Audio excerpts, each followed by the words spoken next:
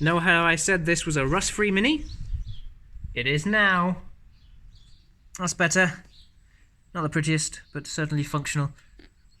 I just went a little bit overkill with the seam sealer really, because I think that's what's caused it in the past. It was all original plate, but where there's this join here where the plate from the top curls round, obviously all the water and crud had got in there and rusted away. So with a couple of layers of seam seal on the two joins, hopefully that should never happen. So next step is to let that dry, and then we'll probably just underseal and stone chip that as part of doing the floor, which is very soon. Exciting. First thing we need to do is strip this floor of what's left, the brake pipes, the brake cable, the brake cable and the power cable, and that's the first thing we're going to do. And then we're going to wire wheel the lot and just check there's no rust to repair, which I don't think there is, but a little bit of crust probably will be necessary in a few spaces, and we will repair rust if it's necessary, but I'm hoping there's nothing.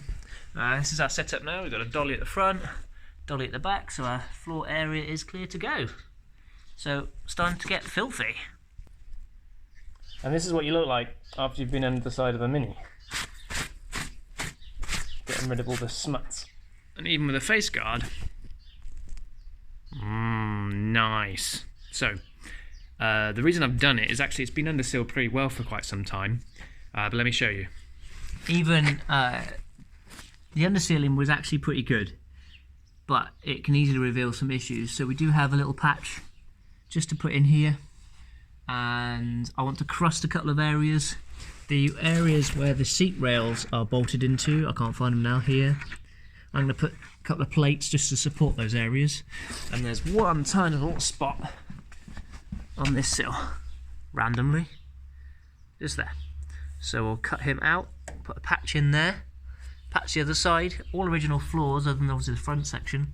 At some point this was looked after. There's not just the original underseal, lots of people have undersealed this over the years, I reckon. So we've got a patch there, 4 plates to just support the seat rails, patch the other side, and then we need to extend the battery cable shroud and make a couple of the brackets like there, just to carry on, basically supporting things like brake cables and that. So we'll crust a few bits. It's not bad. I haven't finished yet, but it's not bad. Basically, it's good. It's good. So that's our strip that will continue the battery cable support kind of gully thing. There's our 4 supports for seat rails, offside little rust repair, near side rust repair, and the 2 brackets that were removed when we took the front floor pans out. Cut all those out, weld them in. Classic shot of bits of cut metal thrown on the floor. 2 clamps. Fingers and thumbs. 1, 2, 3, 4 extra supports. Offside seal repair. Near side seal repair. Battery cable support. Boom! Let's weld them in. So offside seal repair.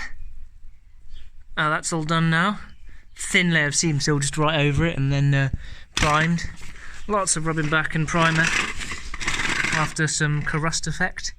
And just seam sealed this back edge here as well, which is, as I've found, prone to go and collect moisture because of the direction of travel. There's our other repair. Not obviously taking as much care as I probably would take if it was on the actual bodywork seam, you know, like on the other sill. But it seam sealed both sides, that's in and out. And then there's our new clamp mount things. Here's our supports for where the seat rails go in, both sides. There's our extension to the battery cable. There is a little, obviously, jump between the 2 panels. I'm sort of loath to try and join that. I don't see the point really much. I know it's a little bit too obvious, but just the way it fitted on the new panels, happy with that. And then obviously our other new clip ready to go on, or ready to be used. And then we've seam sealed round our little joins in here, and then just give it a layer of primer, extra primer, just to catch any bits I've not seen. So that's a floor that's now, in my uneducated opinion, ready for underseal and stone chip. So let's go and warm the stone chip up. This underseal, sorry, because it's currently 11.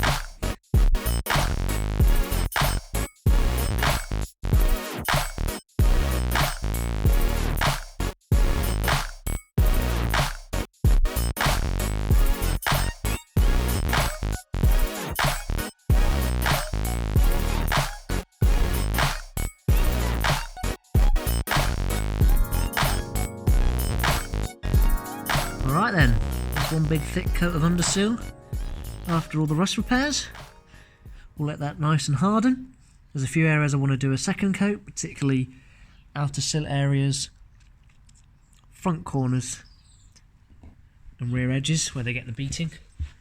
And then we'll stone chip. So we'll let that harden for a couple of days now, and then we'll come back to it. Got plenty of other things to do in the meantime.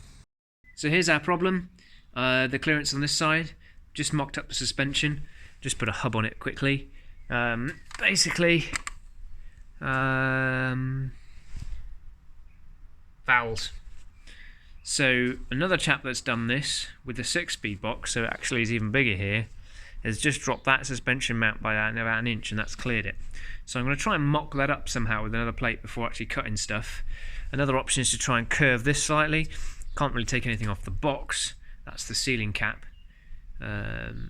So yeah, maybe a slight drop there and a slight curve in this will solve that problem. Let's hope so. So it's got some nice bits of sort of creases in it, obviously for support, and that will get welded in. A couple of bit of black marks, just need to trim those off. But I'm going to use that now as a template to then design and cut another plate that's going to go behind. So it's 4mm steel this, and this is 2mm steel, the new. So we're going to have two sections coming down of 2mm steel joined together, and that will create our support for the piece going across. There we go, let's get on with it, and then we can clean that up and weld it on. Yeah! Starting to get there with some welding, just slowly. Not exactly the best in the world, like maybe the top 7 billion welders in the world, but it's pretty good. Certainly couldn't have done that without the old welder. So, good things.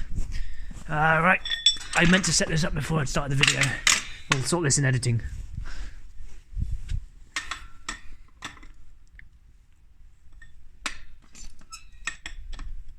Smooth.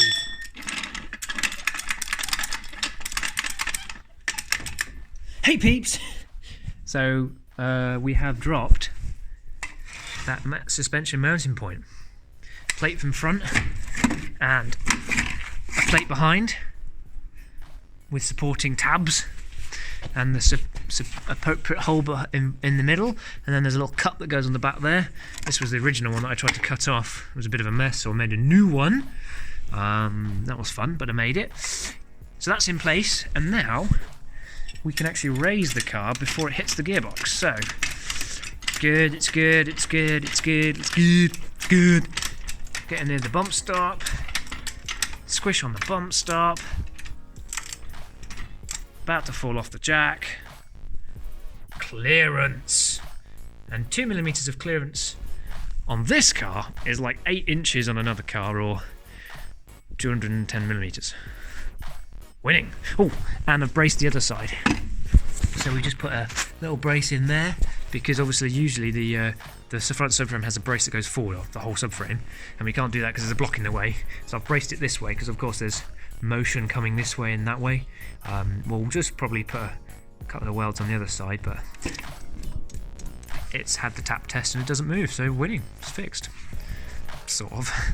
Okay, so our next missions are, as the floor is done, had all its coats that it needs, is we need to run fuel lines, brake line and battery cable from the front to the rear, or the front to the rear, whichever way around you want to do it. We need to do that. And to the mini sprocket thingy,